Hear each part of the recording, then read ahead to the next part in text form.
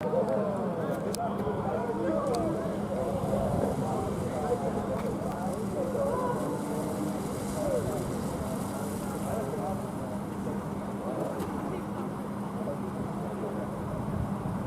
now, you will see the Northfield Police Department arriving on scene. They will give a report to the dispatcher about the scene. This information will be passed on to the other responding units.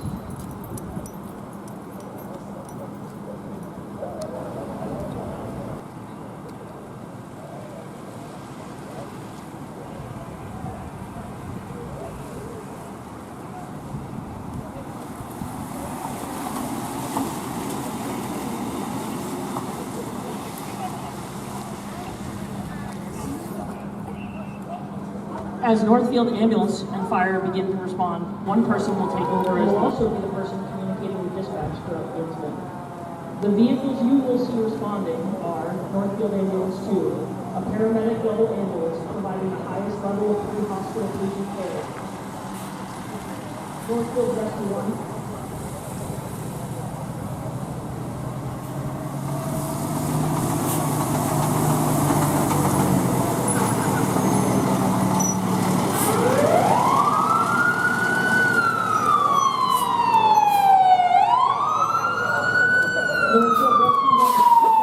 rescue vehicle equipped with hydraulic tools that can cut cars, so patients can be removed in their car.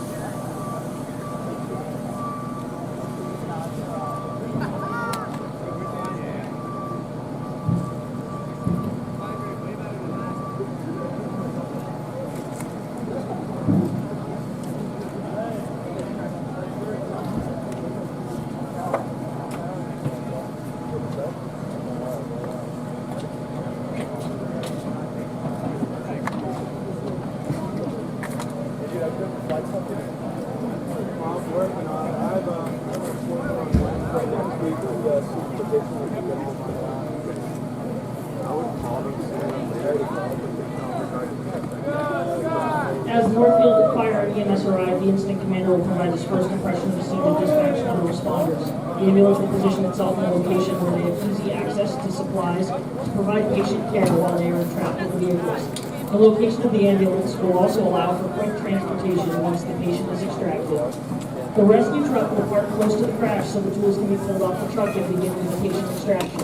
The fire truck will park where they can provide a hose line as a safety measure should any hazards arise, and so they can set up a landing zone for the helicopter.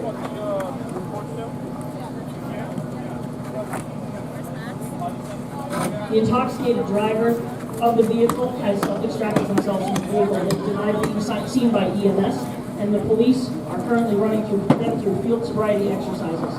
The field sobriety test is a standardized procedure to ensure proper administration of the test for every operator suspected of being under the influence of intoxicants. The parts of the test include the walk and turn, the one-leg stand, and a horizontal gaze test. The one-leg stand will have the patient stand on one foot with their foot about 6 inches off the ground. The walk and turn involves the suspect taking 9 field-to-toe steps in a straight line, turning, and then walking back. The final test is the horizontal gaze test. The officer will have a suspect follow a pen with their eyes and examine to see if they can follow the directions. After these tests are performed, the suspect is given the option to take a breathalyzer test to establish a level of alcohol detected in the patient's breath. At this time, the police have determined the driver to be intoxicated and will be placing her under arrest. She will be taken back to Northfield Police Station where she will be processed, including fingerprinting and mug shots. Right now you will see EMTs getting into the vehicles to begin patient care. They will ask patients questions to get information about the incident and injuries they may have. While in the vehicle, the patient EMT can begin patient care and provide protection to the patient before they begin to cut the car. The EMT will also be guiding the patient through what's going on around them so they are being extricated, they remain calm and safe. Upon arrival of the ambulance, one of the EMTs has assessed the patient that had been partially ejected through the windshield and found obvious signs of death. They communicated this to the incident commander. The incident commander will then update dispatch and let them know there's a deceased patient turned dead on arrival or 911. This is used to determine which vehicle or part of the vehicle is cut first and how each patient gets to the hospital. The higher priority patient will be cut first and will be handed off to DART, who unfortunately cannot fly today due to weather, upon their arrival. The hydraulics that are being used are powerful tools. They can create hazards such as broken glass, sparks, and chunks of metal flying. Patients are covered in sheets, and EMTs will wear protective gear to protect them from this. The vehicle will also become more unstable as the structure of it is broken apart to allow for extrication.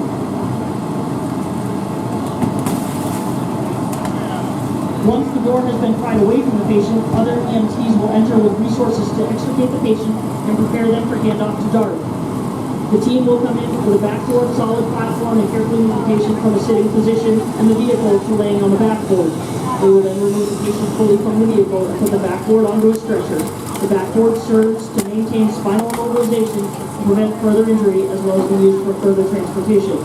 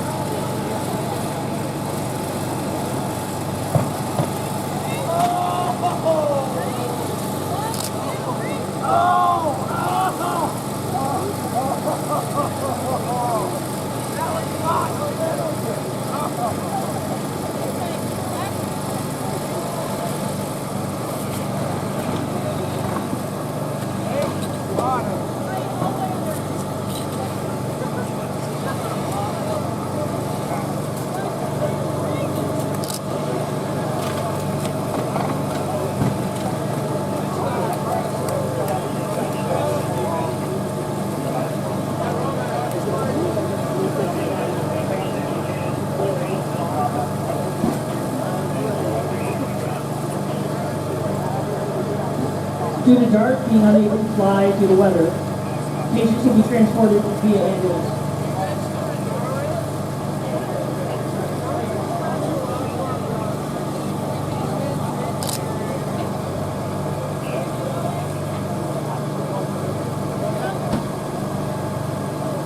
If there were a transition to DART, the lead EMT would provide a handoff report to DART. This includes important patient information, such as patient identification, critical injuries and findings, and vitals, as well as any treatments provided.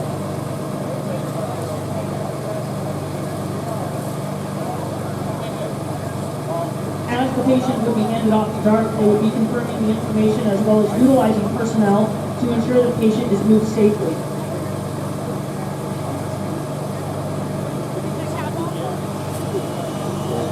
The patient will remain on the backboard for easy moving, as they are loaded into the ambulance in lieu of the helicopter, where the crew in the ambulance will provide advanced life-saving care.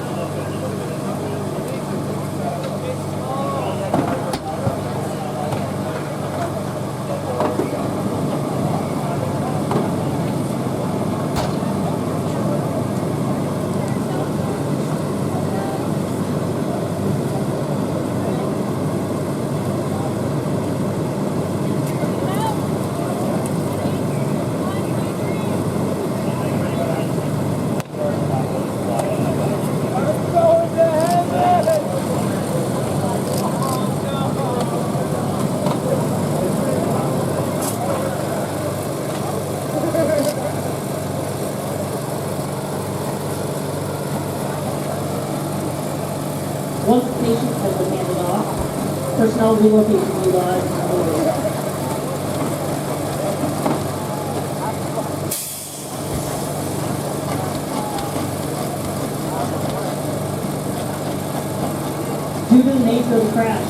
vehicle will require the roof of the car be removed in a quick and safe manner to allow access to the patient.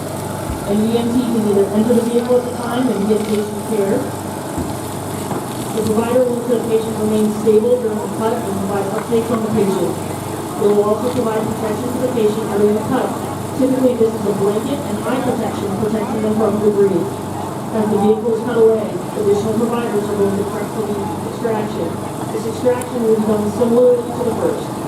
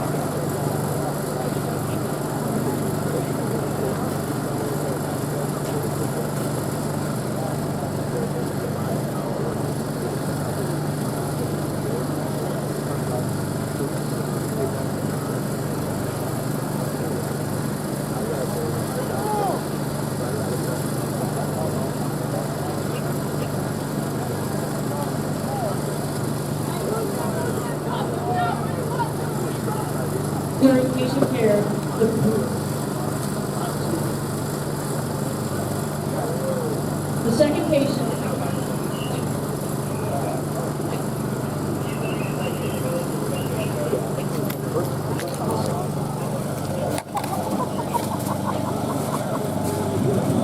Ambulance personnel have just indicated the patient is total. Patient has gone into cardiac arrest. During patient care, the care provider will be reassessing the patient for changes. He has no pulse currently and is not breathing. This is known as cardiac arrest and is caused by a severe trauma crash.